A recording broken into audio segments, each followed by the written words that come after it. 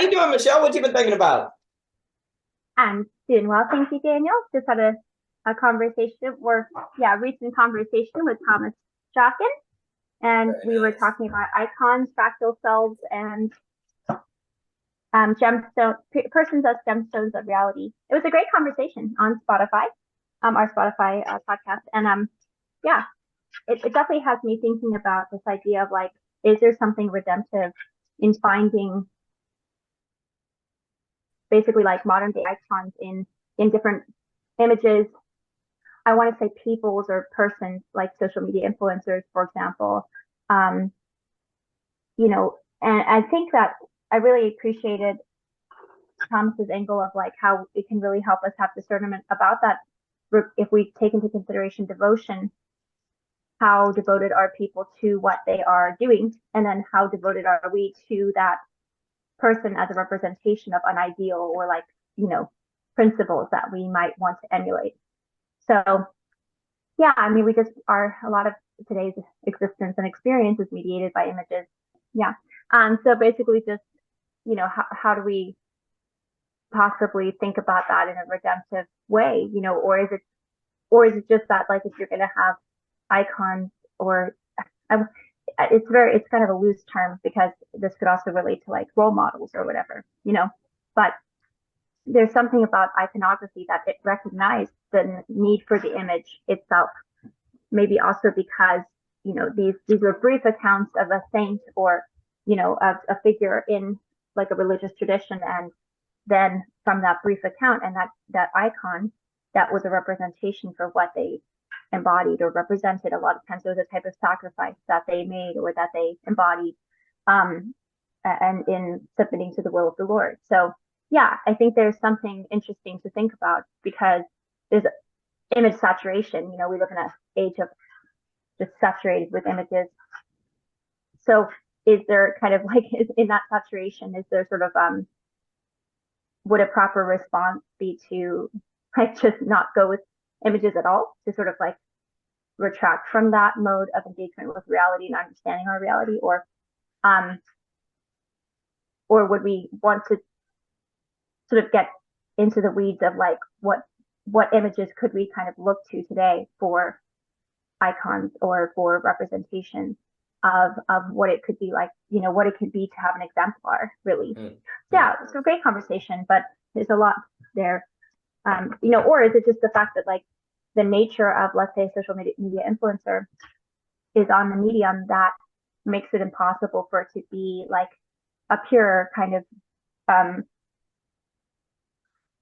would say like because it's on a certain app or the medium, like from the on the medium is the message. So a flat a flat painting, like a stagnant painting or wood carving, is so different than somebody having posts and stories and videos and stuff like this. So is the nature of it that it just simply is always going to fall short of like the kind of stillness and maybe meditative posture that you have before like something like an icon or wood carving painting.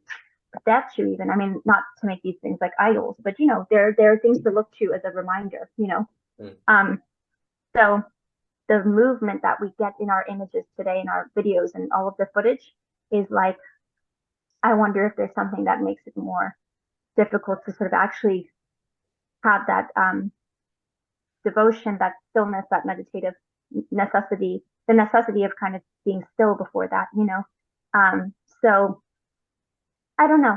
I do think that though there are a lot of younger people, and I'll wrap it up with this, a lot of younger people who are again like seeing a lot of images, seeing a lot of like maybe what life could be like for them. So we can't ignore it.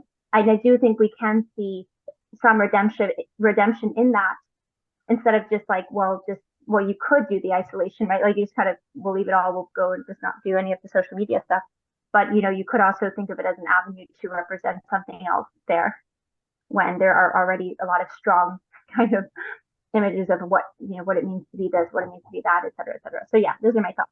Yeah, no, I Just a think that's moment. outstanding. I mean, there's a number of questions that come to mind. Like, what is it that maybe an image could give you that you can't get from a real life experience of something. So, I mean, very often there's always the kind of idea that an image of a tree is not the same as the tree, right? But why is it that we have this desire to say paint an image? What are we indeed getting out of painting the image that we can't get from the lived experience? So there's always this concern of the image, but actually at the same time, what's interesting is it's almost like there's something that comes with the image you can't get in real life. And Mr. Alex Ebert, it's good to see you, sir. I hope you are doing well. It is good to see you. We are discussing images. Michelle had a talk with Thomas Jockin on different things. And it's interesting because like I was saying, what's kind of curious is we have an impulse to make an image, right? And it's really kind of easy to say, oh, Mr. Phillip Shinn is looking hot. Look at those glasses. But what we're talking about is this idea. It's really easy to talk about how an image is not the same as the thing. Like a painting of a picture is not the same. There's this idea of going, oh, large accounts on Facebook are dangerous, celebrity culture. And there's this kind of skepticism of the icon in the image, right? And this goes all the way back to the Torah, right? But to kind of defend the image or defend the icon or defend the kind of person that is seen as a star, what is it that a painting of a tree can give us that the experience of a tree cannot give us, right? What is it that, say, maybe a Facebook account or a platform can give people that a real life experience cannot? Because it becomes easy to say, oh, platform bad, oh, image bad. But then at the same time, we continue to do it. We continue to seek images. And like when a human like experiences something truly beautiful, what do they want to do? Take a photograph. They want to paint it. So there's some sort of sense that there's something gained in that is not there if you simply experience it. So what is it about the image, icon, just more generally of the platform that honors a phenomenon that can't be honored in any other way? Because again, there's this long history, and I'll give it to Mr. Alex Ebert, there's this long history of the concern of the image. It's very, very clear that there is a temptation to relate to images instead of reality, because reality is the real and hard, and it's difficult and it can surprise you. But what is it in the image that the human feels like they're gaining, or that can be gained in no other way? It's just an open question. It is lovely to see everyone. Mr. Alex Ebert, how are you doing today, sir? And then I'll give it to Philip. I don't even need to speak. Bam! Oh, it's bacon. Oh, it's freaking bacon. Straight image, bro. I mean, I think the definition of image, like, what's the definition of image? You know what I mean? Because is signifier an image? I think it is. When we think tree, like when I see the tree, right? I classify it. I don't see the signified, really. I see this blend of signifier and signified. I mean, I can get out of language, and when I'm out of language, I experience whatever that is. But in a lot of ways, when I'm experiencing whatever it is without the signifier, I don't know what it is. And it's that amazing, beautiful bliss point of just being one with nature and dynamical, reciprocal, sort of like flow with nature. You're not thinking about what is this or whatever. I mean, the same is true with the self. Like, there was Cadell's thing recently. I think you were there, and Elliot was on DMs, like hollering at me, like, I'm talking about identity dissolution and the necessity of the oscillation between identity dissolution and identity reclamation, and for the artist anyway, and that it's just sort of part of the disassembling and re-edifying of the self that occurs when we're in dynamic relation with things. But when we allow the moments of the signifier to dissipate in a momentary flow or flow state or whatever it is, a momentary madness, we lose our identity because we lose the signifiers that sort of map our identity to us. In a lot of the same ways, when I'm hugging the tree and I'm one with the tree, I'm using tree because, of course, like Baudrillard used the tree as an example of simulacrum, and that the copy of the copy of the copy of the copy of the copy of the tree is more the tree than the tree. And his point is sort of what you're pointing at. Not only do we get something from the image we can't get from the tree, but we basically can't get anything other than everything from the tree. In order to get tree, we must have an image of tree. We must be able to file it and schematize it in the brain as related to the signifier tree, the image tree, right? That's a tree, that's a leaf. What's the difference? Well, one looks like this, one's that, and I sort them accordingly and so on. And so in that sense, like, you know, and again, Lacan's mirror stage, like you don't really know who you are or have any sense of yourself as identity bound until you see a picture of yourself in the mirror, so to speak. Or until people start calling you a name and you are this, even when once you say like, your name's Alex. Okay. So I'm Alex. Who's Alex? You're Alex. So I'm already othered by the very process of identification. You are this. You know what I mean? You are a human. What's a human? It's what you are. Okay, so I've been sorted into a box, you know. You are a child. What's a child? That's what you are. We're never contending with what we actually are, separate from a signifier. We're always being told that we're related to one signifier or another, which is essentially to be told that we're always being related to one image or another. So without image, we basically have no identity. Of course, that is a good and bad. It's not good or bad. It's just, I love having no identity and moments of no identity and identity dissolution. I think it's really important to get away from the image. But it's also important to recognize the importance of the image and its function to orient us to difference. No, I appreciate it, Mr. Ebert, and Mr. Thomas Jochen Javier Rivera. It's good to see you today. And we're talking a bit about your talk with Michelle, Mr. Jochen, that I enjoyed immensely with going through, and I'll pass it on to Philip. It's very interesting because first off, I think we'll call this net episode the image of the bacon and just show Mr. Ebert holding up the bacon. I mean, the algorithm will go nuts because who doesn't love bacon? Second, it's interesting because as you were speaking about the mirror stage, it almost made me think about when we come up with a word like the word tree, we're almost like creating a mirror to reflect the tree. It's like it's the mirror making in the active language. But then, of course, there's a problem with this because in the same way in Lacan, the mirror stage can create some sort of issue because then you define yourself as that subject, which can kind of cut you off. There's something here where there's a question that kind of comes to mind of what is the right relation or the right way to think about going about language. And I was speaking with Philip, and my friend Joel has been talking a lot about Sol Kipsky, and he's a kind of language philosopher, and he talks about Wittgenstein and different things. And, there's this big history, this big debate going from Frege and Wittgenstein and all these different people, Derrida, on the idea of what exactly is a word. And I think it's Frege who makes a distinction between I think it's names and tags, where he says, no, names and nets. And it's the idea that when I talk about a cat, this is a kind of word that is supposed to capture the phenomenon of cat, like a net. But then there are other words like names, like Daniel, that kind of points to the phenomenon of Daniel, but it's not really a net because there's only one Daniel L. Garner or one Philip or one Alex, so you're referring to that in different things. And what's very interesting is without going through the history of language, Mr. Kimsky wants to argue it's like, well, actually, all words are more like names.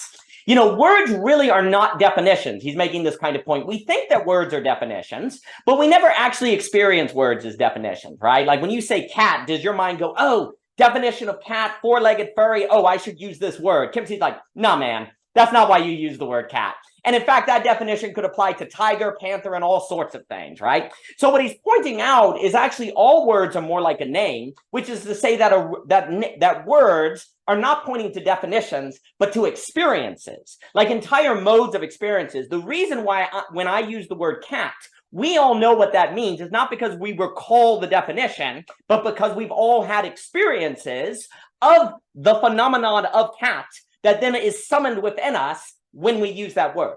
So it's much more empirical, much more phenomenological, and much more memory-based. And this is very interesting because what it would suggest is that what Kimsey's kind of getting at is, yeah, Derrida, of course the word can't cross the gap and the signifier equal the signified, because that's never been what words are. Words have never been trying to capture, cross a gap. They've always been trying to make you recall an experience or an apprehension that then we can all share. And what's very interesting about this, and then I'll give it to Phillip, is it would suggest that language is more in a kind of like we're trying to trace out an artistic or phenomenological experience that we're all sharing that moves us to a mode of experience that we're using the word cat to summon, rather than trying to establish a kind of objective definition that we all know. And so suddenly language is a much more creative act. I think it also goes to images. Like the reason we paint a tree is almost like there's a kind of sharing that's going on versus a trying to replace the thing that is a tree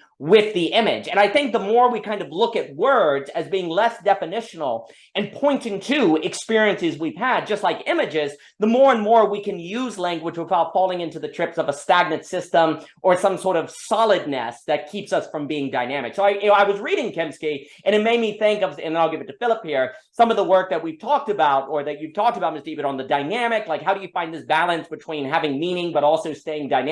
And I find Kimsky quite interesting because as a philosophy of language, it's showing you how language can function without having to cross the gap between the signifier and the signified, because it is referring to experiences. And that way language can be dynamic and open, but not chaos, because we all have a shared basis of experience. Mr. Ebert, please. Yeah, just want to ask, so what of words like gravity or the, or, you know, space, like these things that, like, have we actually experienced gravity? Do you know what I mean? Oh, yeah. Like, okay, but like I wouldn't need they're concepts. There's a lot of abstract concepts that I would dispute whether or not we've experienced because of their ubiquity. They're too ubiquitous to put a determinate finger on. So I'm just curious, like, to that extent, like I you know, I like the idea that all words are names and they recall an experience that is distinct to us. But, you know, there's a number of fruits and foods I haven't tried, but if you describe them, I'll understand, and so on. Anyhow, I understand, for instance, the concept of having a son, but I don't have a son, etc. No, that is outstanding, because what it suggests, and Clayton, it is good to see. I think what Kimsky would say is that it is pointing to the sociological condition that you've experienced that has made those things intelligible to you, even if they are wrong. So when we hear the word gravity, we exist in a world where we think gravity is like apple falling from tree, or we've heard people use it, and we are recalling the experience of that use of the term. So even though it is not a direct experience, there is still an experience that is part of that is being recalled when we use the term. Likewise, having a son or having a daughter or being in a car wreck, these are things that we are able, this is the key.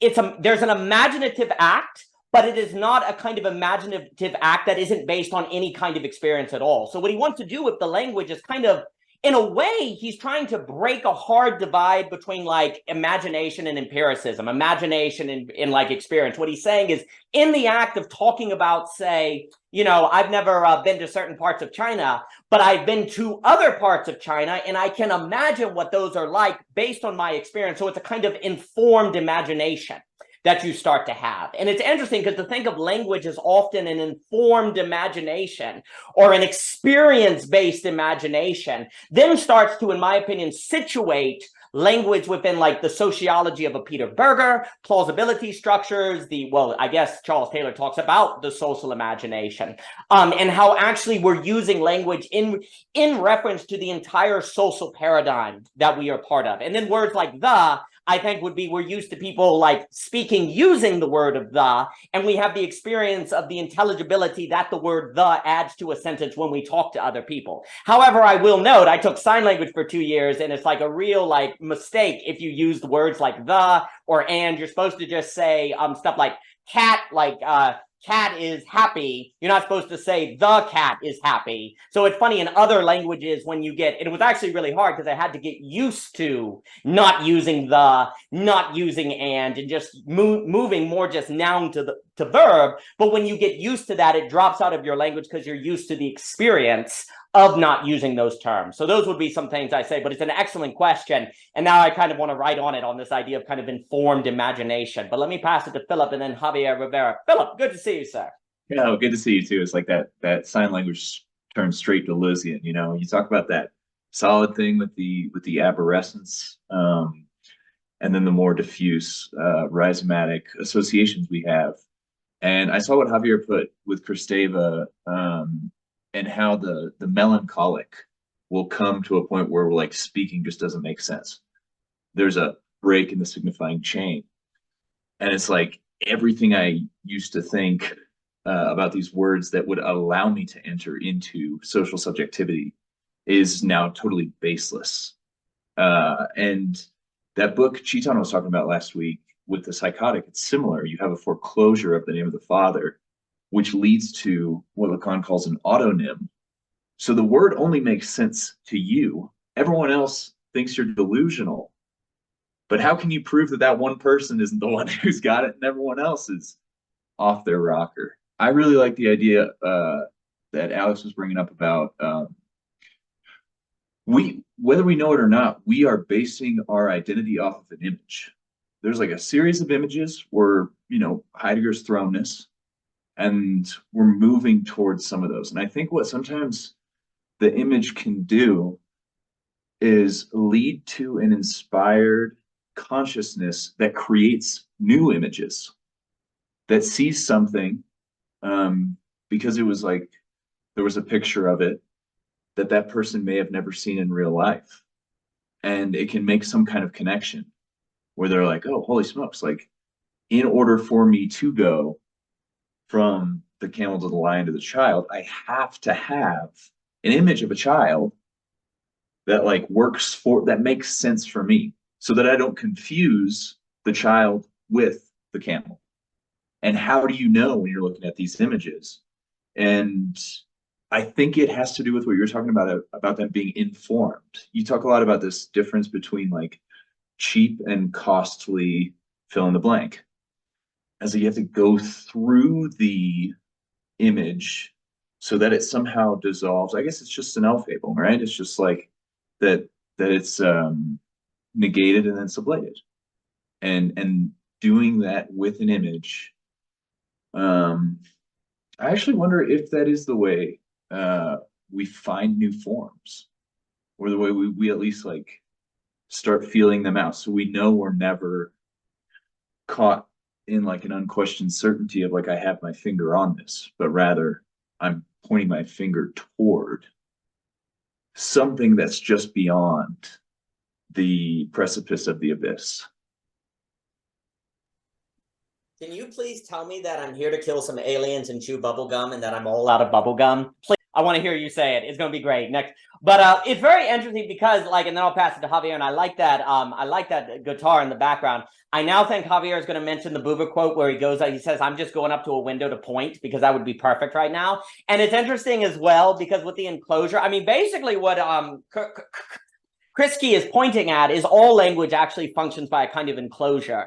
Like you're enclosed, we all share similar enough experience where like we're kind of fenced in to that, where we can use language and recall those experiences, whether it be from a social imagination or empirically, et cetera, so forth. And then it would almost suggest that the problem with the psychotic is that they're doing what we're always doing, but just too narrowly, too close up. Like the entire social imagination actually kind of functions that way, and you become psychotic when you're doing that too narrowly. But what's interesting is that would actually suggest all of society is a kind of madness. There's a kind of madness to all of society, you know, a kind of mental illness, which would actually suggest that in that sense, it's healthy for you, because if you didn't have any social imagination, you couldn't relate. But it's interesting to think that then it's the question of the art of where to locate that enclosure and how to have it be open enough so you can let new people in, new experiences, but not so open that it's unintelligible. The last thing I'll say, I'm now wondering if there's something about the question of how to have nutritious images Jockin and Michelle were talking about ideas of kind of authority and good status, where you're using your status to lead people, not to be kind of egotistical. Maybe there's something about authority being people who can guide people to nutritious imagery, like the nutritious imagery that you need for inspiration, to have a positive identity that doesn't lead to egotism. It's not a image good or image bad, which is some of the mistake that some religions fall into. And now it makes me think of the whole debate between revelation and reason that you have in so many theologies of, well, we shouldn't have any reason at all. But Joel makes the point that the Bible, like if you're reading the Torah and it talks about a donkey, the Torah never gives you the definition of a donkey. It assumes you know what a donkey is, right? Well, that means there's an empirical observation that is assumed to understand the text, right? And so there's this notion of, it's like, and then donkey's an image. That's the other key, right? You can't have a pure word. The whole reason like revelation and theology functions is precisely because it's not limited to just the words on the page. But then, of course, it's not a radically open system to where, donkey means cat or something, right? So how is it, like, it's almost like we need teachers and authority to kind of guide us in that way, to where there's how do we have a nutritious imagery that is guiding you in an inspirational way versus an imagery that may be egocentric or lead to various pathologies or something. I'm not sure. Let me pass it to Mr. Rivera. Mr. to it. So yeah, I'm a little bit under the weather, but I have been reading Kristeva's Desire and Language, and it's been, to say the least, fucking phenomenal. It's been fascinating. It does make me feel extremely insecure because I don't really know that much about linguistics. That whole field of theory that's like, I'm like, oh my God, I don't know.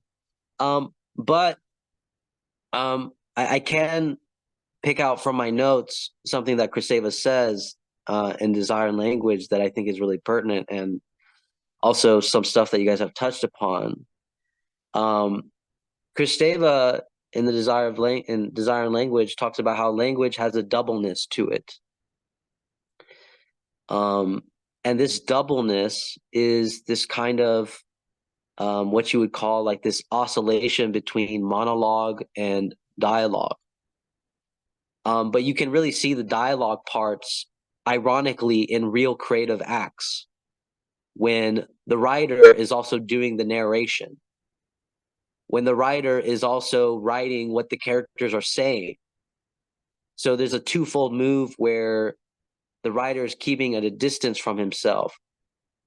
But anyways, here's some interesting quotes that Kristeva says in some parts of Desire and Language.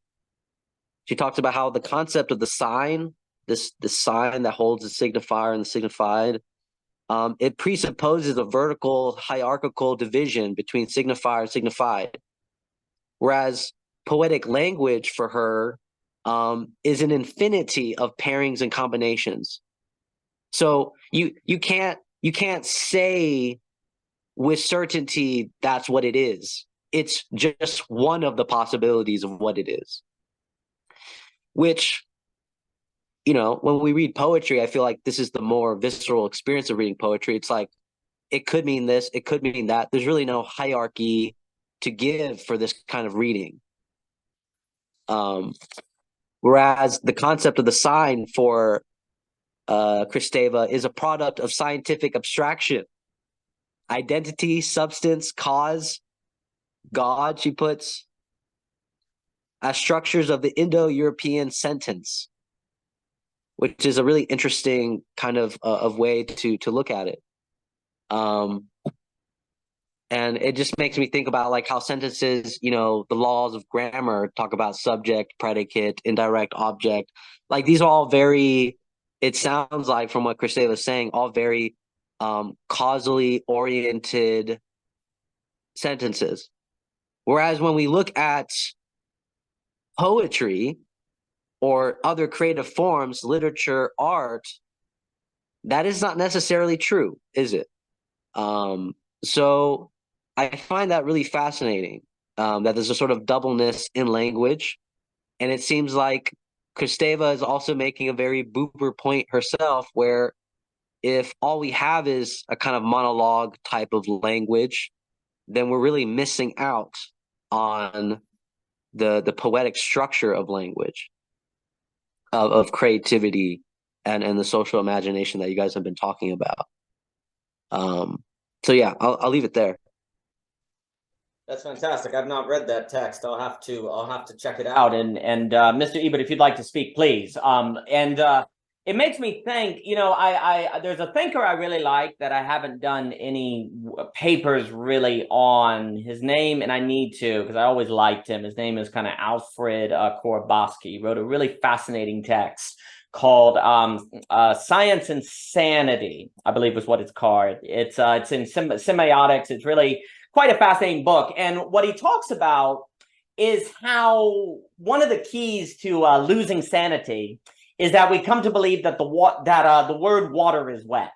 And that sounds absurd. But what he's trying to get at is that we literally forget that the word water is not the thing water.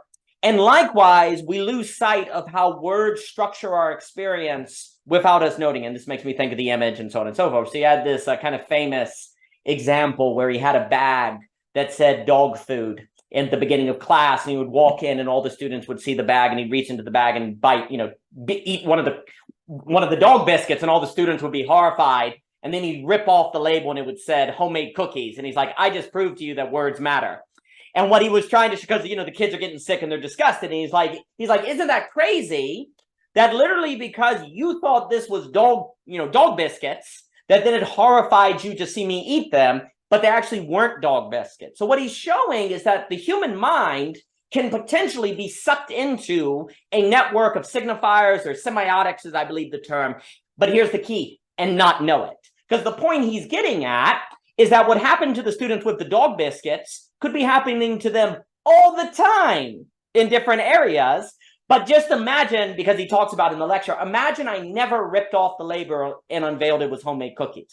You would forever exist in a world where you thought your teacher ate dog biscuits. And you would believe it was sane to think that and logical to think that. And actually you would be in a sense, a kind of madness. You'd be in a kind of falsity, right? And so he's constantly going, what we have to always keep at the forefront of our mind is that words are not the things. It's a simplistic notion, but it's only simplistic when you look at it. And his whole point is that you naturally forget this as you go about your daily life, and that maintaining sanity is always at all times realizing that the word is not the thing, that the image is not the thing, and so on and so forth. And to your point on poetry, what's kind of a really interesting idea is he kind of talks in a funny way, like mathematics is like the best, because there's no way you could ever forget that mathematics isn't symbolism. Like he's like, math obviously can't apply to things in the world. So mathematics is the revelation of logic and logical thinking independent of clear phenomenon. I might disagree with Mr. Alfred there, because we do seem to live in a world where people think that math is real, right? With mathematic Platonism. But the idea is that the experience of math is the revelation of the possibility of pure abstraction having consequences. Well, likewise, poetry, in being this kind of infinity that can't clearly point to anything in the world, is a kind of reminder that the word water is not wet.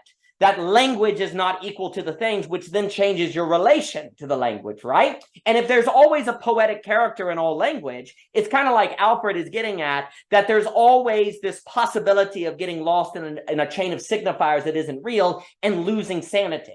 So then, of course, a kind of a question opens up.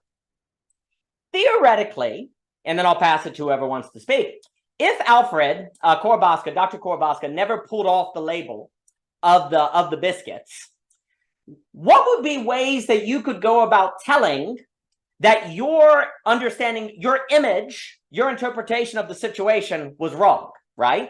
Because that actually might be getting at almost like a toolbox that you need to deal with society, to deal with people, to deal with economics, because stuff like that, if this is making sense, situations like that could be happening all the time and you not know it. So what would be tools that you could use to identify if that was occurring, and therefore you're losing sanity or existing in a kind of hallucination or falsity that is not true? That is seemingly what Korbowski is trying to get at in his book, like the tools by which you would identify when you have separated the word from the phenomenon, when you're treating the world as a logical calculus versus an experience, when you're treating words as definitions versus things that are pointing to things, when you're treating maybe status as an end in of itself versus leading you toward nutritious experiences and things like that. And it's interesting to think, maybe it has something to do with virtue. Maybe it has something phenomenology, beauty. Is there beauty here? Is there not? Is there ways of which you're being led in a bad direction if you're not kind of becoming the individual that you want to become? There's some interesting questions here, but what you were saying, and then I'll pass it to whoever wants to speak. There is something interesting about poetry as necessary for sanity. That's what kind of Alfred is getting at. Precisely in the language, in the poetic act, forcing you to see the distinction between language and reality, image and thing. And that, like for Korobowski, so much of sanity and being fully human is located in never forgetting this. But it is interesting to think, like, what would it mean for people to use status or authority, kind of going back to Michelle and Mr. Jochimchuk, to guide people in never forgetting that the word water isn't wet? To guide people into realizing, like, what does it mean? Well, let's put it this way. I would be curious what people respond to this. What is the difference between a nutritious image and an image that is like more prone for something like idolatry, or an image that is problematic? Like, what is the characteristics or quality of an image that actually has this nutritious quality to it versus otherwise? It has something to do with growth, right? Like something to do with like what Simone Weil would say, growth is God and God is growth. Like, but the question then becomes, in which direction? How do you know you're growing in a good direction? And it could have something to do with the combination of knowing when to set a limit for your image and when to know that a limit has to be broken with your image. And a lot of this will come through an interplay with reality and, you know, kind of an A/B test with everyone that you come in contact with, in an attempt to establish shared intelligibility, while knowing that you're probably more often than not deluding yourself, so that you're skeptical, but you still have access to what immediate truth apparatuses have been handed down to us. So I think it would be the work of someone like a shaman, that, you know, the group would come together, they would find a persistence that is built around an image of what they call good, growth, life-giving. And he would just come around and say, well, why? And so long as they don't kill him, you know, then I think he can start being like, well, there's some things about this that are really good that we keep, and then we throw out the bathwater. And it comes through this experience. It can't necessarily be something. I mean, there are certain things that you can know beforehand. You can know there's a certain amount of hemlock you eat before you're dead. But like, other than that, it's this venturing into the unknown with that image, and then kind of seeing, you know, how does this map onto the territory? And then I think your orientation, your taste really comes in to play, because if you take Christ as a metaphor for cosmic energy and say that there are people who are dead set on destroying that within the human being, they will use certain images that will convince you that you're growing when you're really accelerating, becoming a hollowed out corpse. And then it becomes tough to tell the difference between, I mean, it's already tough to tell the difference between the two, because I think the devil is a very good disguise divinity. He's very good at disguising. And that disguise comes with this super imposition above reality. So it takes someone to come along and be a little skeptical and be like, hey, what's going on underneath this image? That I really like, and I'll pass it to Joaquin and Javier, this idea of how do you know when you're growing in a positive direction? That's quite provocative and interesting. Likewise, how do you know, if we're looking at Korbowski, how do you know when you're getting more sane? Because the problem is if you were insane, you wouldn't be able to tell that you were insane. So you have to be sane, but then of course you're going to feel like that, right? It actually made me think a little bit just on those last points you were making. There's always this tension of, in theology, how do you know when your theology is getting closer to God versus making kind of a heresy, right? Like, how do you know when your thinking is approaching like something apophatic and actually getting at it versus not, right? So likewise, how do you know when you're growing? Like, if you're built, how do you know when you're developing and growing in a non-egotistical way versus you just telling yourself that, right? Like, there's always been this tension of how can you go about, say, in theology, talking about theology with not ending up in heresy. Likewise, how can you talk about growth or philosophical growth or development without ending up in insanity? Because you're dealing with just some sort of castle in the sky philosophy versus not. So it's interesting because that, if we take kind of a Feuerbachian notion of theology as anthropology, but that would mean anthropology is also theology, then this kind of tension that you always have in theology of talking about an apathetic entity and yet making real intelligible claims about it. How do you know when you're doing that? Seems kind of similar to this question of how do you know when you're growing? Because what is the metric of growing? What is the goal that you're growing toward? How do you even know? How do you know that's not egotistical? It's interesting to think, but I was thinking that as you were talking. But let me give it to Mr. Joaquin and then Javier Rivera. Mr. Joaquin, I hope you are doing well today, sir. Doing well. It's good to see everybody. Isn't it kind of interesting, the question really about, because Michelle and me had that talk yesterday, right? Images affect us by our association with it and our willingness to kind of cooperate with them. It kind of brings up an interesting point about ultimately, it kind of relates to math being a real object or not, but also syllogisms operating exactly the same mode. Is that these abstractions do have causational effect. By the very structure and orientation, they are, when valid, both valid and sound, actually impacting reality. Because it's basically one of the saving graces, basically kind of save us from solipsism or just complete egotistical just spiraling, right? Is that Plato makes very clear in Cratylus that action is part of reality.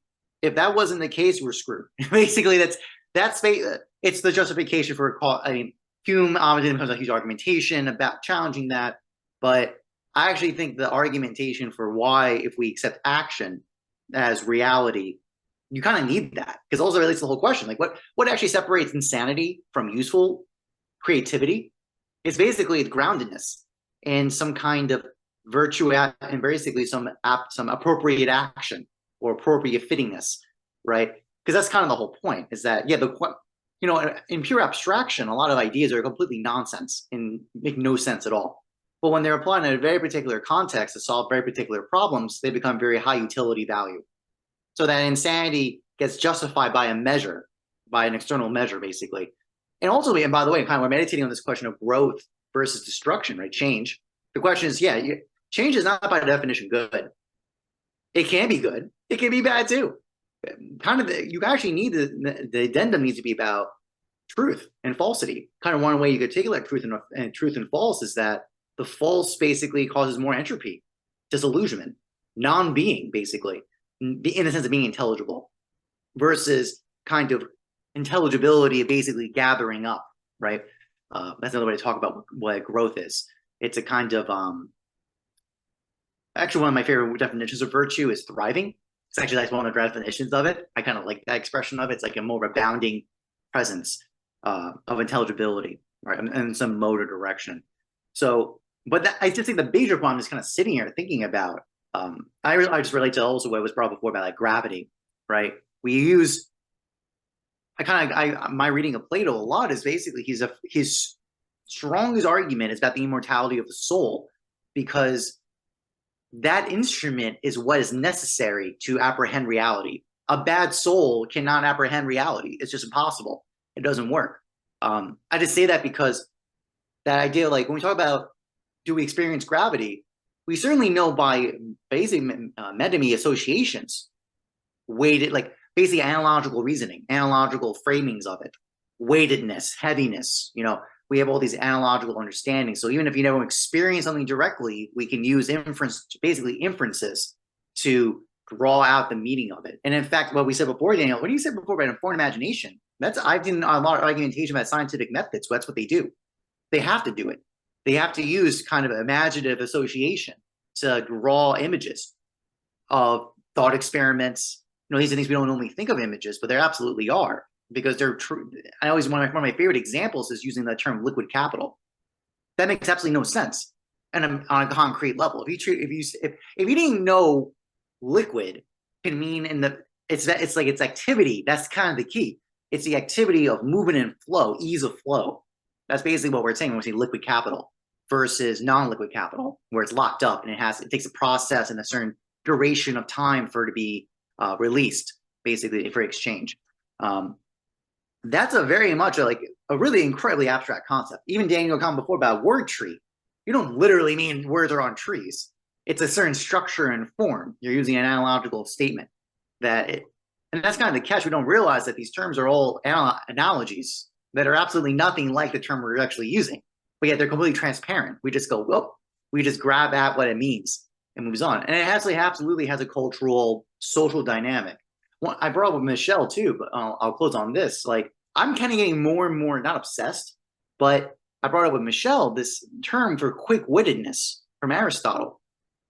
The fact that it's in the Nicomachean Ethics about sociability, not being boring and not being a goof, basically being a complete buffoon, and that's also used in the posterior analytic about being able to precisely, instantaneously apprehend the middle term of an inference, which is why I kind of opened up with a statement about abstractional causation, abstractional basically and mapping onto reality.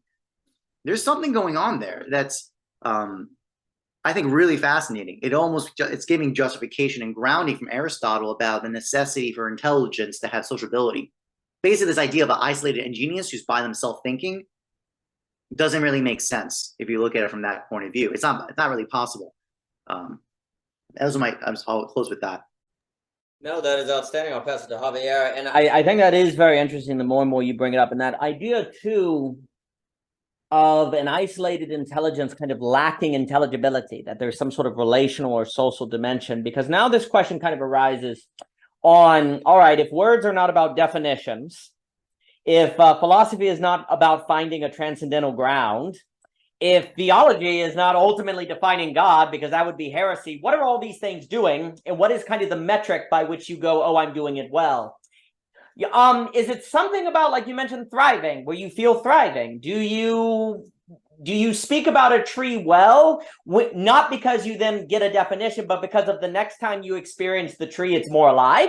Is the point of thinking to make we talked about informed imagination, to make your empiricism more imaginative and your imagination more imperative? Is it about increasing energy? I was speaking with Phillip about that. Like, you're talking about things in a manner that then increases the probability of action in the world and your energy in the world. Is it about you're learning for the sake of increasing your capacity to apprehend that wit, right? To apprehend beauty in different things. Because it's very interesting, if indeed thinking and words and all of these things have some sort of continual, you're talking about action, some sort of cooking, some sort of development that's going on in it. What exactly is being made, right? Well, there's some sort of virtue, there's some sort of thriving, there's some sort of apprehension. And it's like you say, oh, well, this theology is good because when I go to church, it's more meaningful to me, right? Oh, this way of talking about the tree is the right way because when I experience the tree, I'm taken by the wonder of it. So instead of thinking in terms, is it something, because this is just all open, I'm not sure, is it something where it is suggesting that the point of language is not to learn definitions, but in order to experience the things that language are about in a more wondrous or imaginative or energy or thriving filled way, and that we've made a mistake to think it's about definitions when really it's about the conditioning of ourselves for that kind of apprehension, of which is not, here's the key, It is not mere emotionalism, though, because this apprehension has something to do with the thing. That's what's really weird about phenomenology, right? Like, it is both empirical, but it is not reducible to facticity. It has subjective consequences, but it is not reducible to merely the subject. It's in that between space. I'm not sure. But all of these fields, it's just very interesting, because if things are not about some sort of transcendental grounding, then what is it that they are about? And how do you know when you're growing in the right direction, as Phillip said? Well, because after we talked about a tree, when I saw the tree, it was more tree than ever before. Okay, that's weird, but you know it when you experience it. Like, when it's like learning music, like when you really learn music, then you can listen to music and it's like entirely new. There's this whole idea that when you learn about William Faulkner, then you read Faulkner, you go, oh, now I appreciate it. You hear that all the time. You learn about art and then you appreciate it. What if that's what everything is? What if everything is like that? We're all learning is like learning art so that you can appreciate it. But actually all language, all everything is about that. And that the sign that you're doing that comes with increasing of thriving, of energy, of virtue, of relationship, so on and so forth. I'm not sure. Let me pass it to Javier, Phillip, Alex, and then Clayton. Mr. Javier Rivera, please.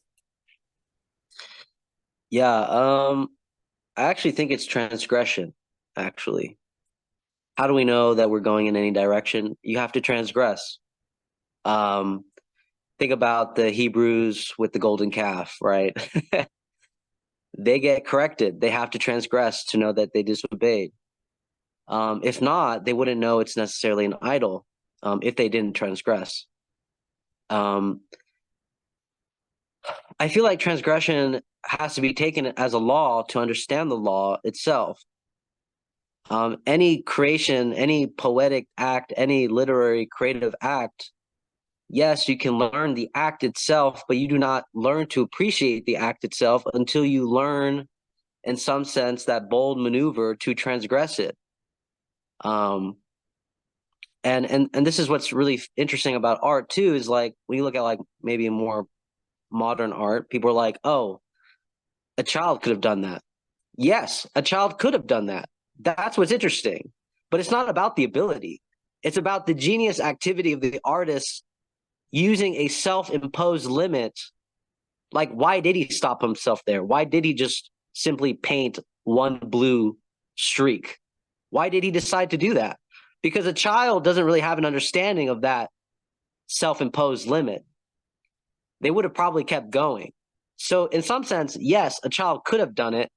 But here's the real question. Would the child have taken the transgression itself as the limit, as the law?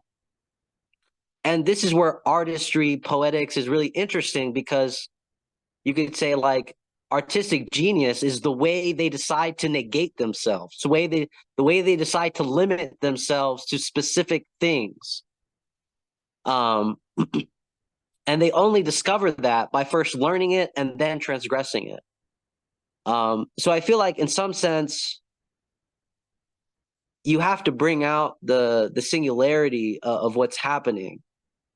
And this is what I find really interesting about Kristeva saying that a speaking being is a believing being. And how do I bring out the singularity of a speaking being when I'm using universal language? And what it involves is you first learn how to speak, and then you learn how to transgress it. We come up with lingo. We have specific ways of talking.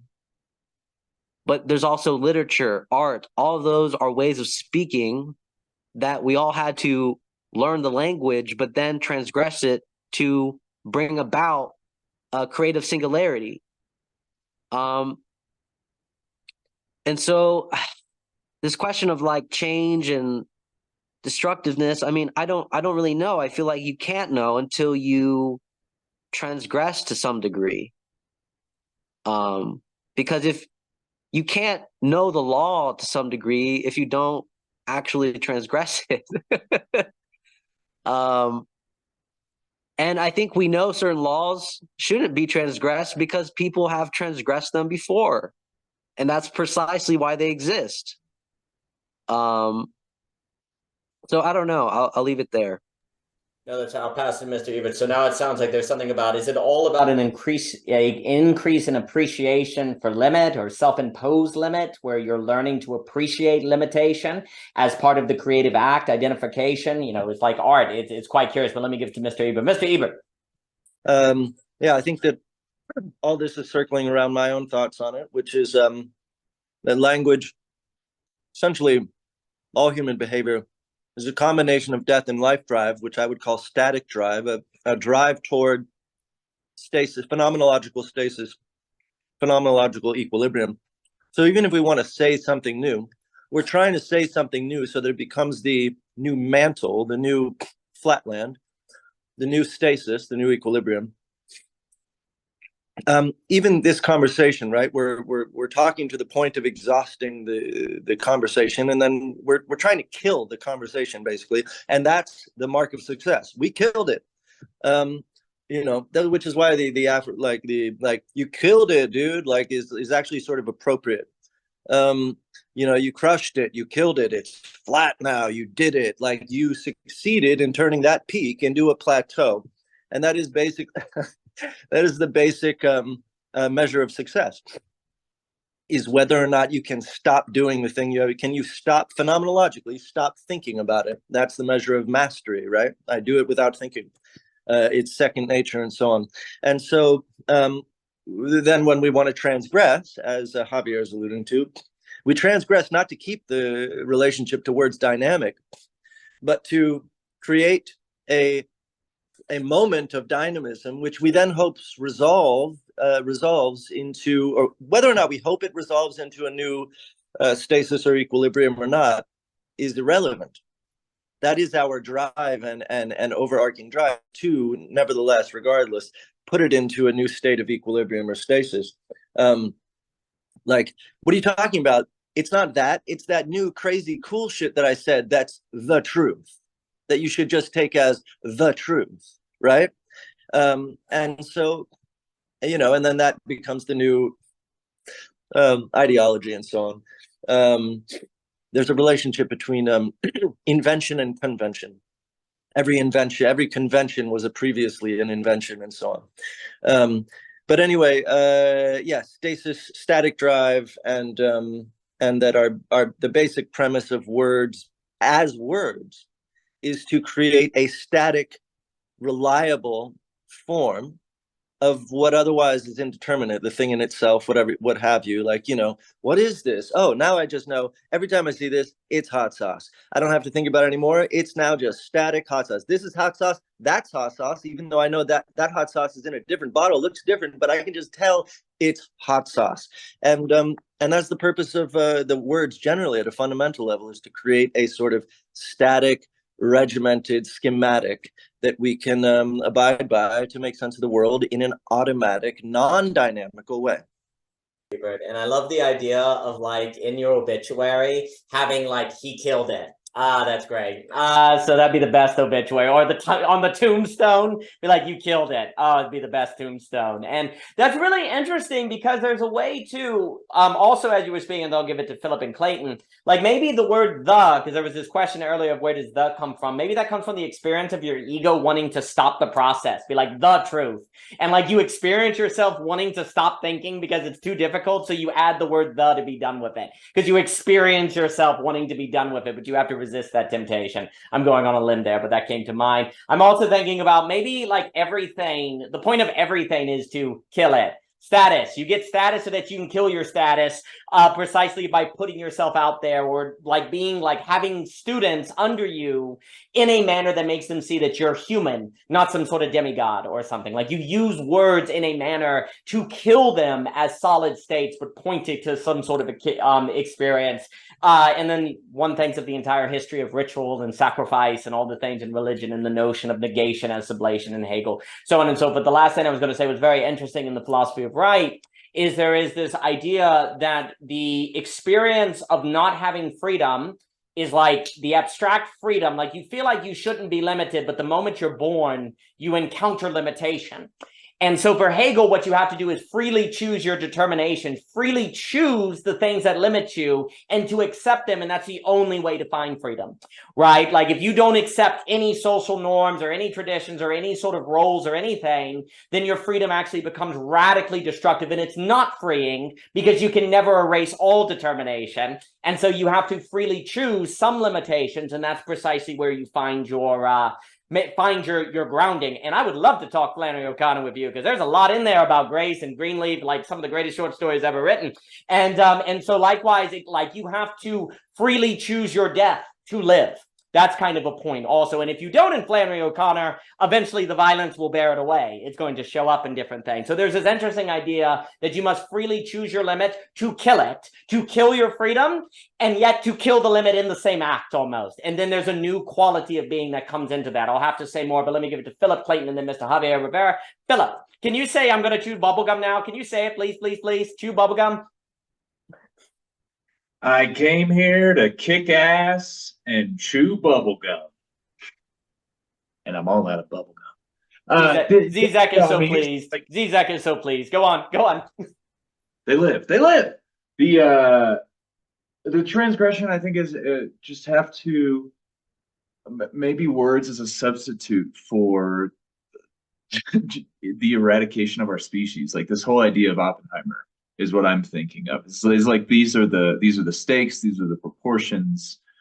What kinds of freedoms do we have when there are however many nuclear warheads that there are, you know? And it's all someone has to do is you know, there was a time where there were no humans, ostensibly, and they would be like, all right, we're gonna go ahead and do that. So it's this question of like, what happens when you start inventing tools that you know you're never going to use?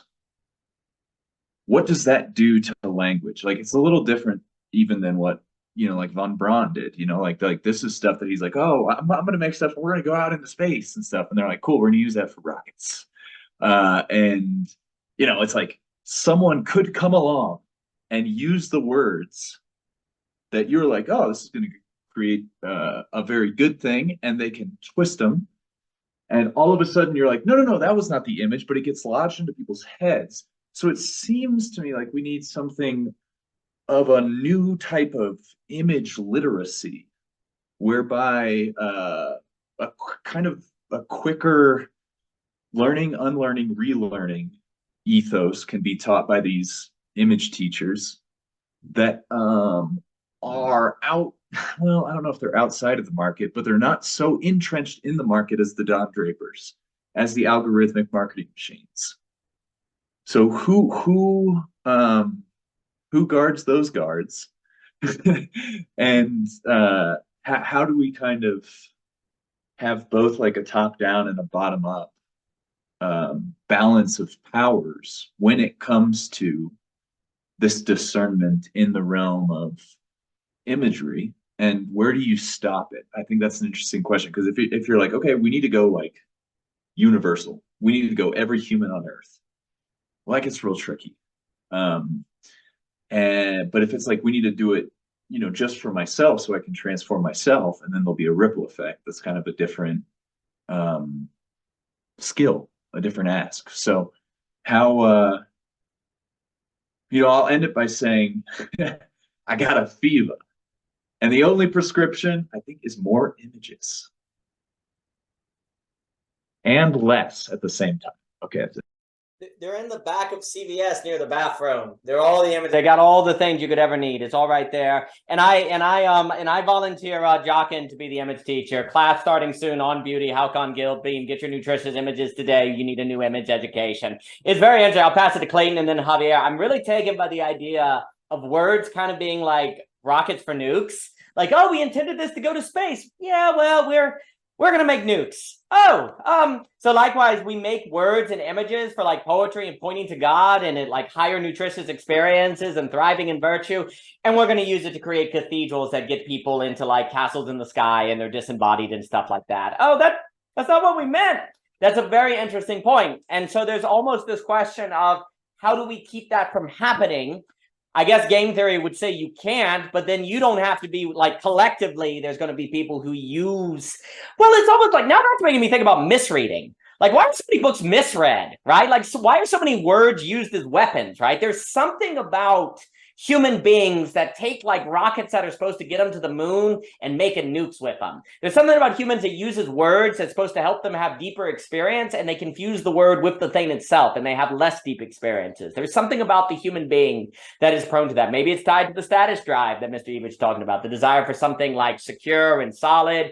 Because maybe you're like, well, we got to use the rockets to make nukes, because if we don't, the Russians will, and we want to have like protection and deterrence, because deterrence is a kind of safety, right? It's a kind of wound. Like if everyone's going to kill each other, then no one will kill each other, kind of thing, like a saturation point. So it's interesting to think of, if we make all words meaningless, then we don't have to worry about words. If we make all philosophy just kind of empty, like language that doesn't have any like substance to it, then no one can say something to us that would challenge us or challenge our beliefs or different things. So maybe there's some sort of like, let's make everything empty so that everything is safe and our life won't have to change, right? And there's actually something about the nuke that almost is like that, because if we make like warfare too costly, it won't happen. I'm not sure, but I'm really taken by that point. It was interesting. But let me give it to Clayton and Javier. Clayton, it is good to see you. I hope you're doing well.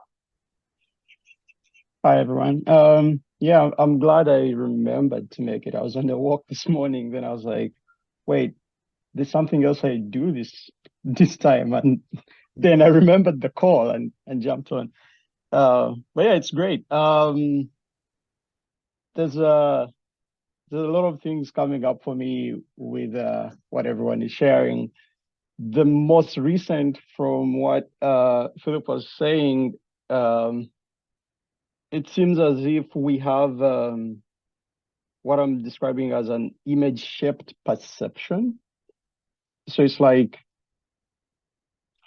that's why we have the appetite for it, right? Like we could perceive other things, like, well, why are we drawn to the images, right? So it seems like you'd say our appetite for the images is because that's what we can consume, really. It's like that's really what we need, which then creates market for image smiths. But leaving the image smiths and the image shape perception to the side for a bit, it seems to me as though, like, I remember a quote from Dune Messiah. There's this character called Bijaz, and he speaks a lot. Is this, ugly dwarf grown in the tanks, but he's a mentor in Dune terms, and it means he's really brilliant, but he speaks a lot. And he's put on the spot one time about why he speaks a lot, and his response was something interesting. Like, it stuck with me for the whole time. He went something like, I operate, like he said, I don't speak, but I operate a machine called language. And he goes on to say it creaks, it groans, but it's mine own.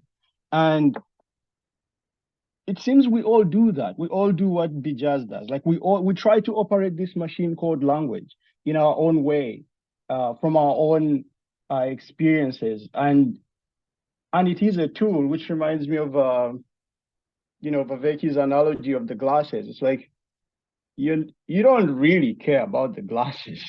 You care about what the glasses bring to you. And so similarly, I think sometimes we do get stuck in language, as you'd get really mesmerized by your glasses and miss what you need to really be focusing on, which is the meaning, not even just the meaning, because it seems like you're trying to use the language to transmit meaning, but for the goal of getting closer to, or learning. Somebody mentioned learning before. So you're trying to learn the dynamism of the reality that is your environment that you're expressing upon. And you want to get an optimal relation to it so that you can keep up with that horizon, which is ever changing. And going to what Javier was talking about, the transgression, it's as if and what Mr. Ebert said, when you hit the plateau and you kill it, it's as if the point is to extend, to conquer more of the reality, to conquer more the ground of experience, so that you can extend it. You don't want to lose your ground of experience, but you want to extend it. So that's why you have to go to the limit. You have to go to the horizon and see what else you could reclaim and bring into, the solid ground of your experience. And as you do that, you get closer and closer. You don't even get closer. I think you get to keep up with the dynamism of the reality. And so, to wrap it up, I think we're meant to be using language like glasses. Like we need to see through. We need to see through the words. I was articulating this to my son. He had a conflict with his sister, and he is really hammering on about the particularity of the terms she had used. She's 4, he's 9, and I pulled him to the side. I'm going like, look, mate, she doesn't understand the words she's using, but she's meaning something, right? Like, your job as the older one, you have to try and discern that meaning. You have to like really see what she's pointing to with what she's saying. If you get stuck in what she's saying, she's 4. You're gonna be stuck there for a long time. It's like being stuck watching the sunrise, and before you know it, it's turned into a sunset, and you're wondering, how come I'm still in the same spot? How come I never left? It's like, yeah, because like you're just mesmerized. You could have, and you appreciated the moment and then moved on, but there's a possibility of you being stuck there. Like, you can't get stuck in it for a very long time. So I think we do need to use language as glasses to sort of like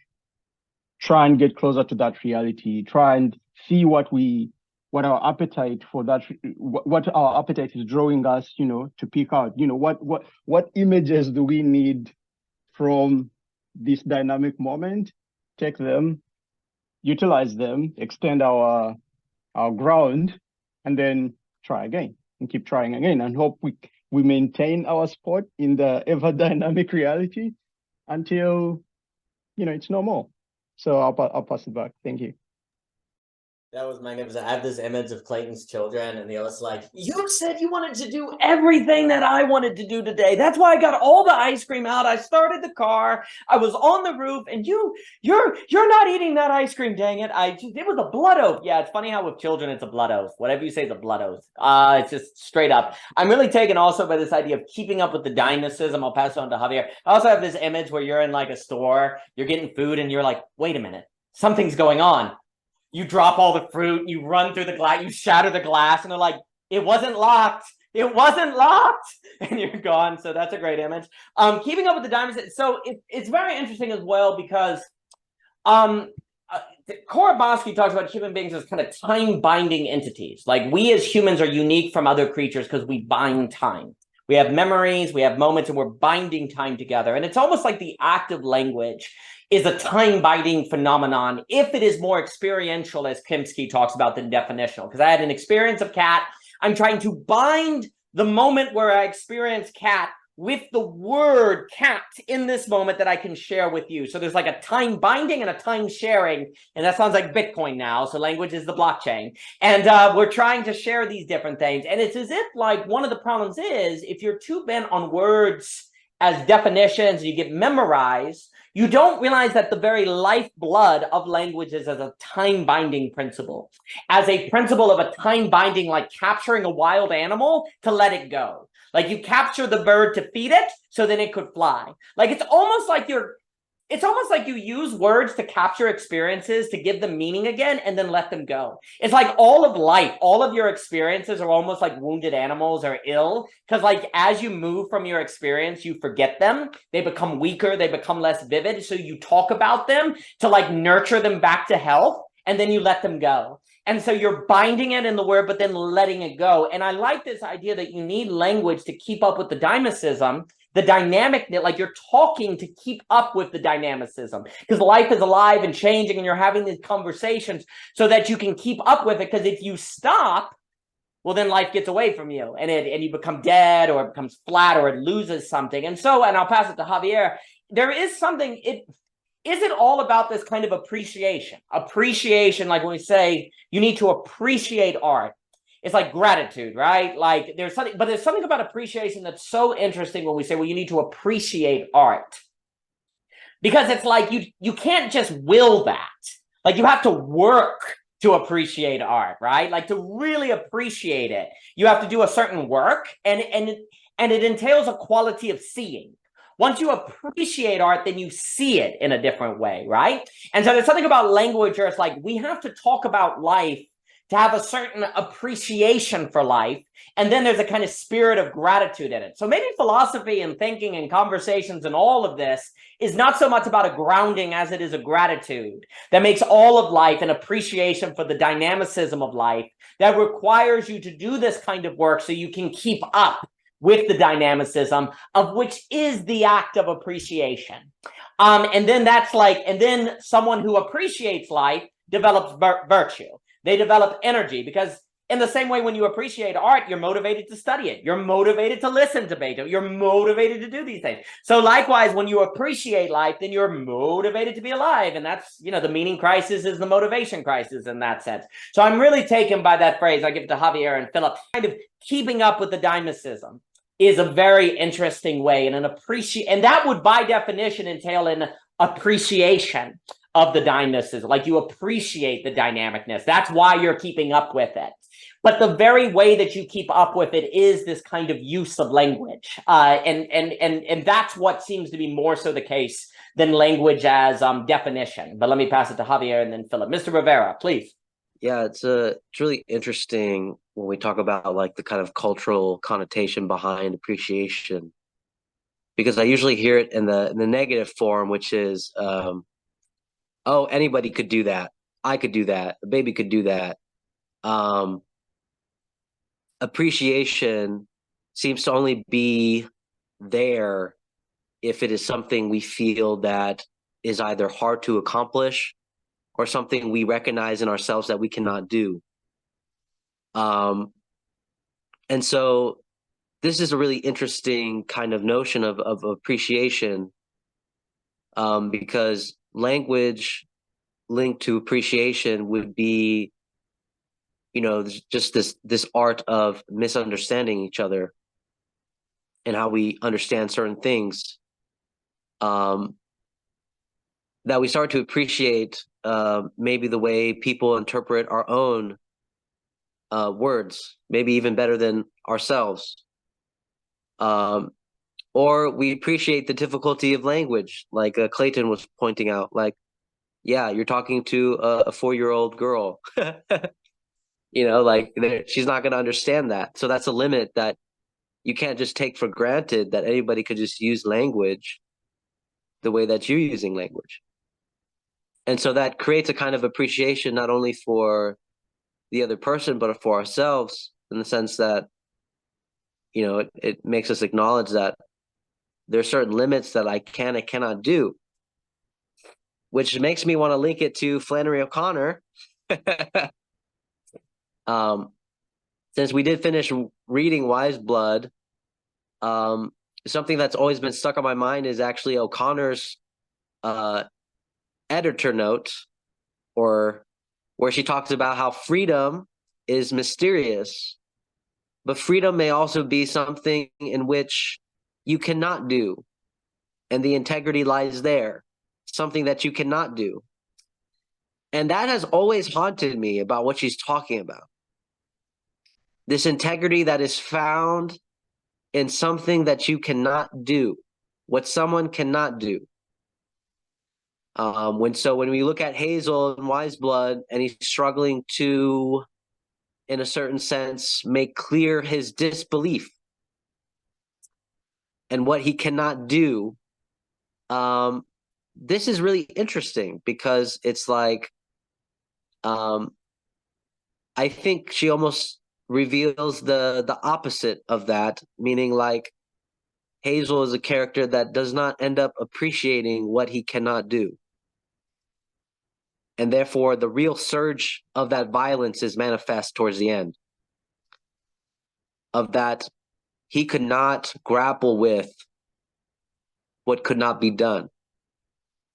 And that's a really powerful and creepy, like, way to end the novel with Wise Blood. That Hazel really could not, in the end, successfully detach himself, I would say. Because he really does struggle with himself. And you see that with his relation to other characters. But anyways, I'll leave it there. Oh, Flannery O'Connor. No, I really like that idea and that take on.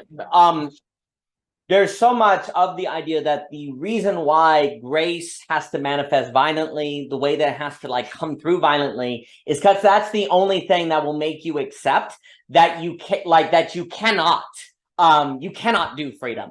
Because up to that point, there's a denial. There's a denial. No, I can. And you're always free to deny that you can't be free. That's kind of the joke. You always have that move. So then the grace has to come through, rather it be in The Lame Will Enter First, rather it be in Greenleaf, all these different stories.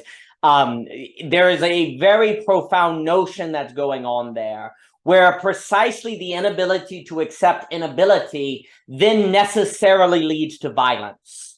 I think this gets into a lot more to be said on that. Flannery O'Connor is a big deal in my opinion. And in the same way we talk about AA necessarily leads to auto-cannibalism, because it becomes self-enclosed, so it eats itself to, that hyperlink you can click. We've had, a lot of conversations there. Likewise, there is something about the inability of freedom to identify with limitation from abstract freedom, as Hegel put it, that then leads to the freedom having to be woken up from itself via violence. Therefore, violence is grace.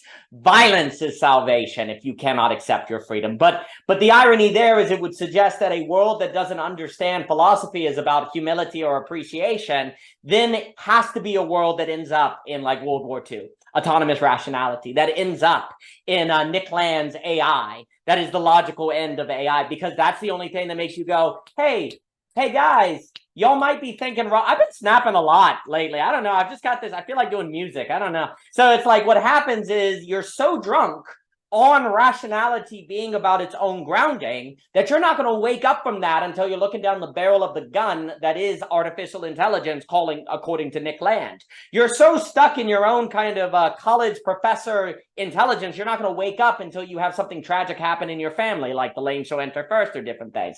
Because it's the inability to accept your inability, which is precisely then the identification of what your ability is, which is identifying with inability. And that then is a necessity of an openness to the other. Now there is an openness, and until you identify your inability, the thou is only the thou in name. There, you cannot have everyone must actually be an it. Everyone and everything must be an it in Buberian language until you recognize your inability for ability, because you don't actually have a genuine openness. And then this would kind of, to go back and then I'll pass it on to Philip, if indeed the word appreciation, I really like what you were saying about appreciation has to be earned. Costly appreciation, to use that Bonhoeffer language. Like there is something about the appreciation of art that must be earned. Like everyone says all the time, be grateful. Be grateful for life. Be grateful, be grateful, be grateful. As if that is simply a switch you can activate. Like, okay, I'm grateful now. I'm going to hit my grateful button, right? We all know that appreciation in art requires frickin' work if it's real, right? So what if philosophy, like everything we're talking about, what if language is about appreciating life? What if philosophy is about appreciating life? What if conversations like this are about appreciating life? And that very appreciation requires a work that is virtue. Like the work of appreciation to appreciate is the development of virtue that then brings with it this kind of energy and different things. And then we start saying, oh, that's why we're having these conversations or doing these work, because it is the necessary work of the appreciation of life and the only way to keep up with the unfolding of the dynamicism, as Clayton was saying. And then you say, oh, that's what's going on. And I think you can actually kind of feel that too, right? Like you kind of feel there's a pursuit, there's a going after, there's an openness, there's an appreciation of things that is cultivated in this activity that you don't get elsewhere. That then makes me think of the negentropic breadboard to allude to a conversation with Phillip. Wow, that's a phrase, isn't it? Negentropic freaking breadboard. Phillip, please. Connecting those nodes. I mean, what Joachim was saying about the economics, the liquid and non-liquid. I think I'd like to take the word appreciating and apply it to like an appreciating asset. You know, like, does your life increase in value? Does your use of language increase in value as you're, expending energy in this, that, or the other direction? And I think like language in that sense is both liquid and non-liquid, in that it does take time with some people to I don't know if sell the asset, this analogy is running short, but to get to the point where it's like now we can like talk about deep ontological roots. Otherwise it's in a way being used to create shared intelligibility at an ever increasing level, I think, to protect life, if you will. And when that breaks down, you see a breakdown in the protection of life. And one of the interesting things, like sometimes my mom asks me about what we're doing in these talks, and she'll be like, "Tell me in 2 sentences, though." And I'll be like, but like, Mom, like she's like, "Do your best," you know? And I don't know. Sometimes like I think a lot about what you're saying, Clayton, about are there moments when you have to compress something in order to extend it? If you have to like take this grand thing and just, zip it up in a file and then be like, okay, maybe we'll get to this later, maybe not. But yeah, just like the idea of appreciating language. I also have like two of my bros have little kids, and it's crazy to me like to see them. They're less than 8 months old, and be like, those kids are going to be talking like full on sentences. They can barely hold their head up. That, you can say there is no north or whatever, but just say like, oh, it's good that they can talk. Then I think there comes some responsibility of setting up this enclosed system so that we can thrive in it. Does your mom set a limit on the amount of semicolons you can use in those 2 sentences? Because you could like keep it going for a while if you just semicolon, no, or etc. Just add that. Javier, good to see you, sir. I have to run myself, but that's wonderful that your mother wants to know what you're doing. That's really sweet. That is a sign of relationship and care. So that's a beautiful thing. I really like also, and if anyone has closing things to say, let me know. Alas, I will have to run. I really like this idea of appreciating value, appreciating asset. That's really interesting. And there is something about using words in a philosophical way to make them be more valuable. Like the more you talk about, say, virtue, and it's kind of over the years gets all these layers of paint and coloring, that word has more value when you use it, right? It's like more earned. Like it is interesting, like a word like phenomenology. What do you do? Over the you're building it, and it gains a kind of value. But the funny thing is, the more you make a word valuable in a way, the more it might only be a limited number of people who can appreciate that value because they've had the conversations to understand it, right?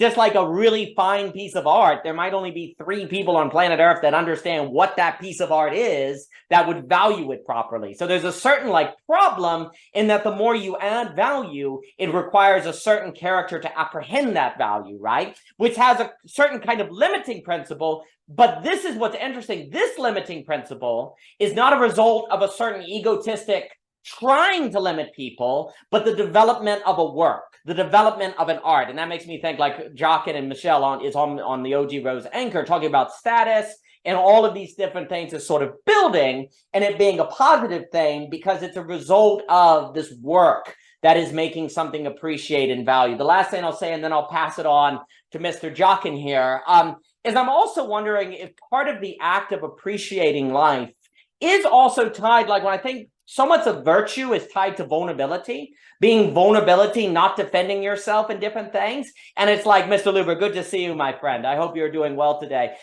Is this kind of notion of like, you're like, oh, I'm going to take the blame for something. Nobody will know that I took the blame for it. But if you understand that that activity is actually an act of being able to appreciate life, well, then that helps you know why you do it, right? So, and it's interesting because if there's no transcendental ground, if words are not so much about definition, but the cultivation of this appreciation of the art of life, there's a vulnerability in that, right? Because definitions kind of defend you.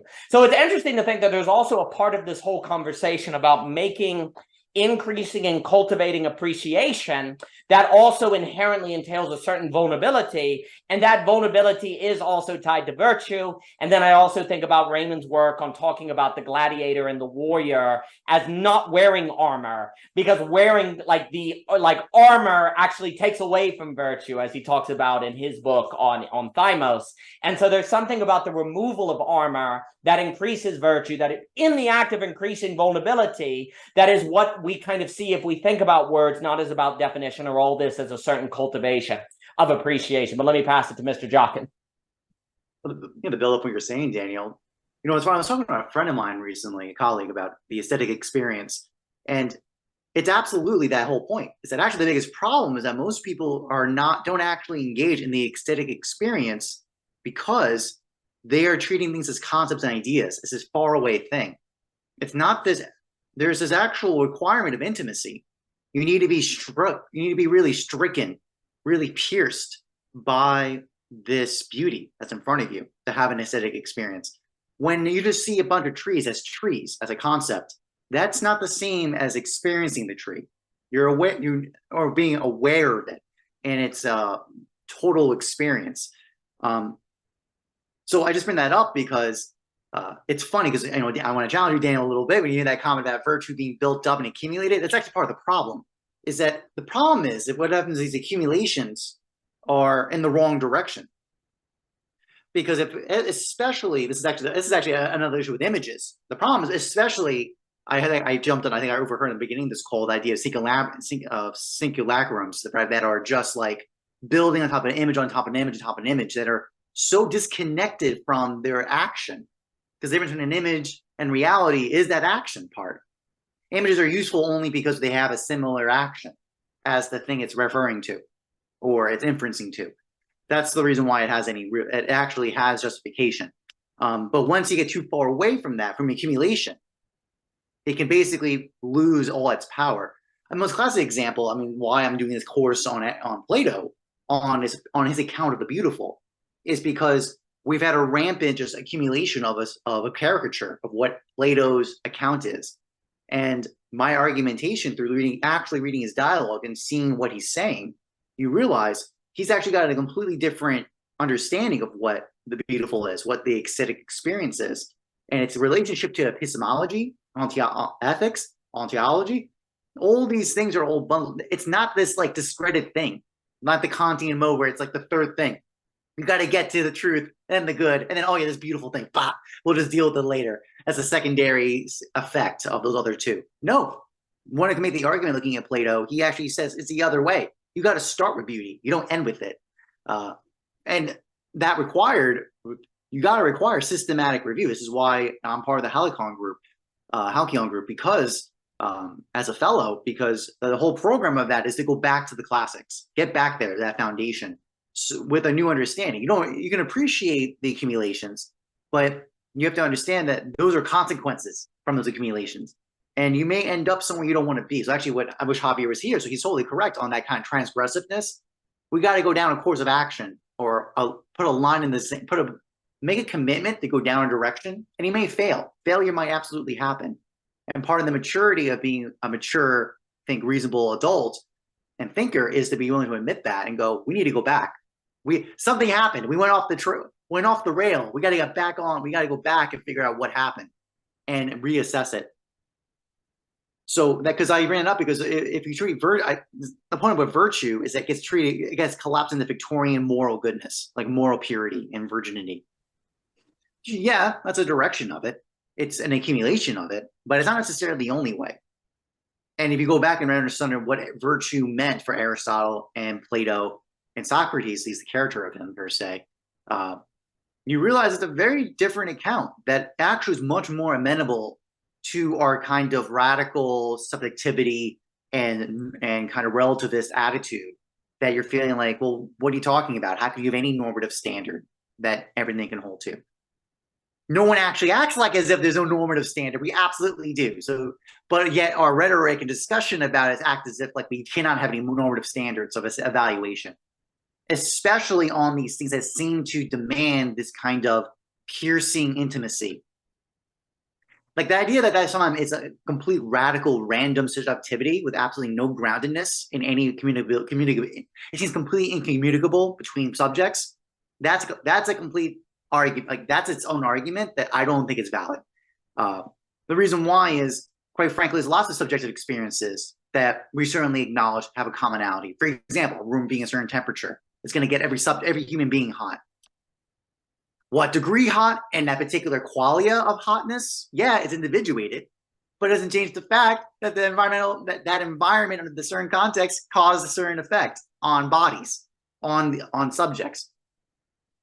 So I find any kind of argumentation that the aesthetic experience is this radical, incommensurable subjectivity is not grounded. I don't think actually anyone who actually pushes the point can justify that. So I just want to close by saying I think this idea actually, and I want to last note, appreciation, that kind of gratitude. I remember from Aquinas, it's a subcategory of justice. You have to be at a certain mode of awareness to even know the proper relationships of things. So actually, it's an act of justice when you show appreciation and gratitude for the things that you are given. So thus, it is. So thus, that relationship Daniel virtue with it is absolutely on the point. Like, yeah.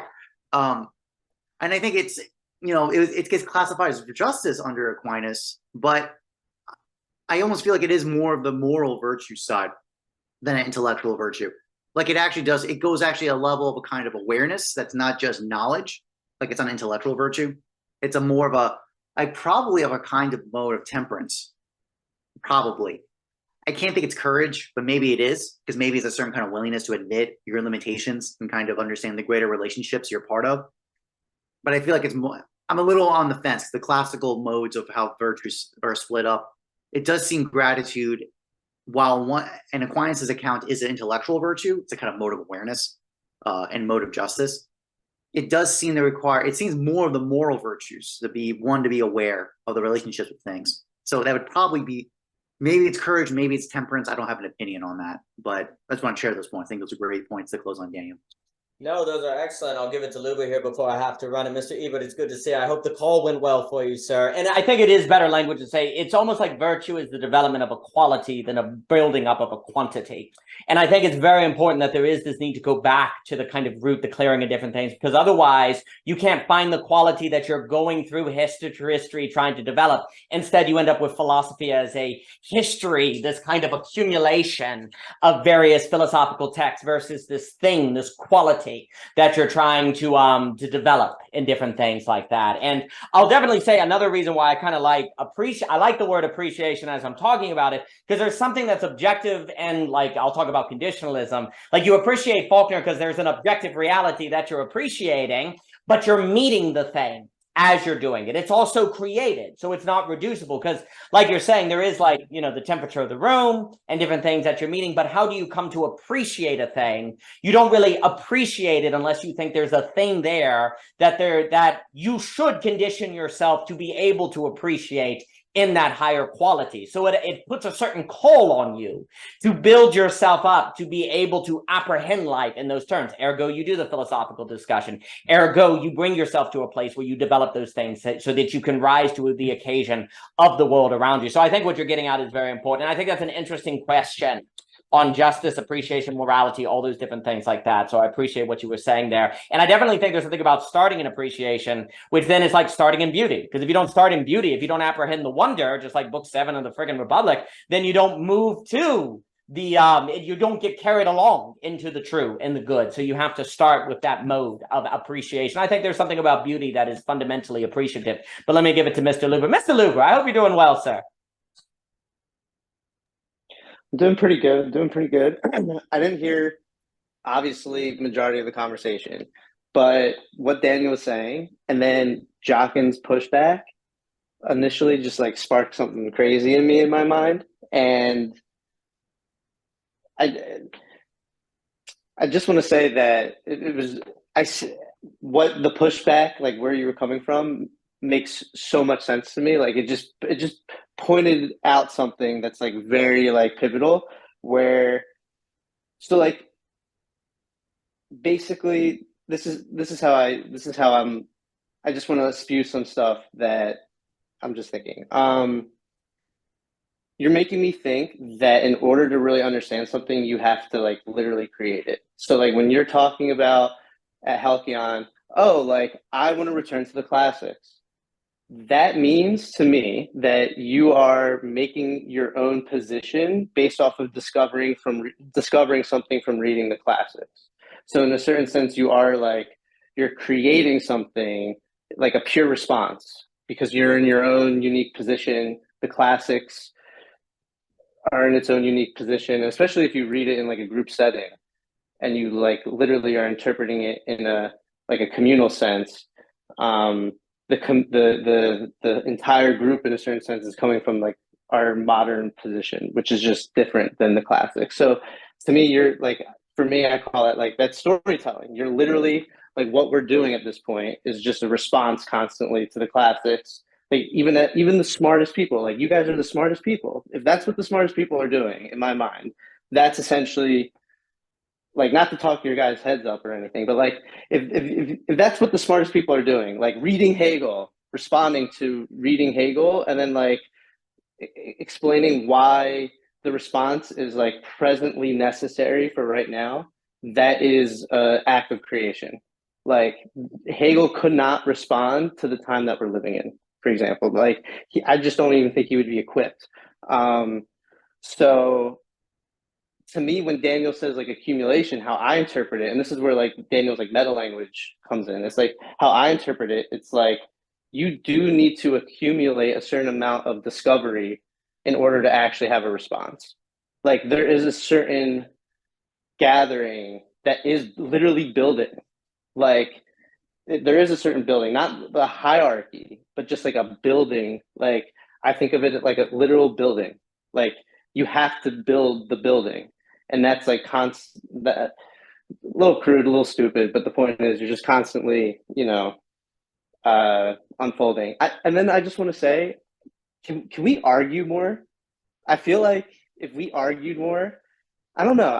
Guys, can we argue more? I don't know. Like I'm at the point where No, like we cannot. No, Frick, exactly. Like I don't know. We're at the point where I feel like we more or less, like if you've been watching or like we just been talking to each other for a while, you just kind of know where you're coming from already. Like it's. Well, Andrew, wait a minute. I got not to interrupt you, my friend. No, I love it. Interrupt me, please. But you know me. I mean, I feel like half my job is to be that shit talker, like to be the shit potter, to stir shit up. I feel like half my job in this group is to do that. I'm just being provocative. I know everybody does that. I'm just being provocative in saying that. But like, yeah, I'm very happy that exactly. Okay, I'm gonna pass it on. Oh no, anyone can argue at any point. I will say there is some danger in making a virtue of argument, because then there's actually what you're looking for is a feeling that what was said is true because there was disagreement. And there's almost a nervousness that wants to be scratched, where people look to confront so they can go, oh, good, I can trust what's being said, which then there's a kind of handicap on relying on the feeling of argumentation to trust what is being said or apprehended. So there is that can occur. I think there's this question of what are the conditions that have to be met so that there's a breakthrough to different qualities of experience. And that often can come through the form of disagreement. But then also there's a notion of the movement in the direction of higher qualities of apprehension by keeping a certain flow going that allows you to think thoughts you've never had before. Because one of the reasons why disagreement can be a virtue is because it forces you to think harder. But you can also be forced to think harder by keeping something alive and moving. So I think there are different kind of meta epistemological strategies that can kind of come forth. Also, I think very often in the net there will be disagreement, but it is not blatant disagreement, which actually can be a very skillful thing that actually keeps people thinking, because you're trying to keep things movement or different things like that. Because this is the part where I'm going to say I don't actually disagree with anything that Mr. Jockin said. The language of accumulation would not be my preferable. By accumulation, it has to have a dash through it.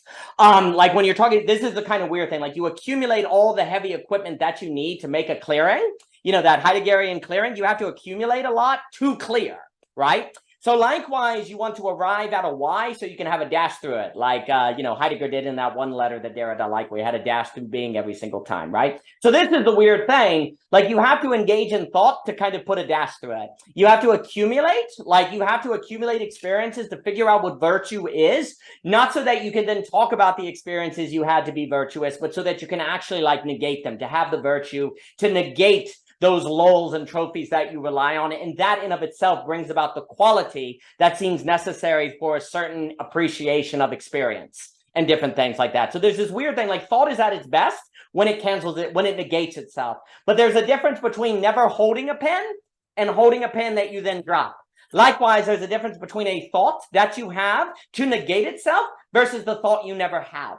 And that's the weird move that always has to be going. And that can be very, very discouraging unless you understand that that is the process of appreciation. That is the process of appreciating life and gaining life at a different quality and things of that nature and so on and so forth. But it is very interesting. I definitely think that it's a quality of experience. And I really do also think there's something about the inability to think if you never create. Like there is something about the creative act of trying to think of what would Hegel say today, or writing your own paper, that discloses a kind of way of thinking that cannot be disclosed in anything but the creative act. Like, I think it is interesting to think, like, if you write a novel, you know, if I were to ask you, do you know that novel? Well, yeah, you wrote it, right? And yet your knowledge of it can't reduce the novel because it's also alive beyond you. I can interpret The Sound and Fury ways beyond what Faulkner intended. And yet there's a way that Faulkner probably knows Caddy, Quentin, and Jason in a manner that is distinct and probably deeper than his knowledge of gravity or the tree outside or basic facticity. So there's a certain quality of knowledge to the things you create that seems different from the quality of knowing of things you do not create or things like that, which is quite interesting. And then there's this idea of, can you know Hegel if you never try to create with Hegel? Can you know kind of modern thought if you don't try to create with it in light of classical thought? Likewise, can you really know life or words or language if you don't use them creatively like you can in a certain conversation like this, dialogos or something like this? There is something about this net or etc. that is a creative act that makes possible a certain apprehension of life that otherwise is not knowable. There's a certain quality of knowing that is possible by the creative life that you can then carry to different areas, relationship and life in general, that otherwise you cannot have. So I really do like that thought of connecting creation and knowing. Alas, I will have to run suddenly though, and I hope everyone has a beautiful day full of love and magic. So good to see everyone. All the best to you. Thank you very much.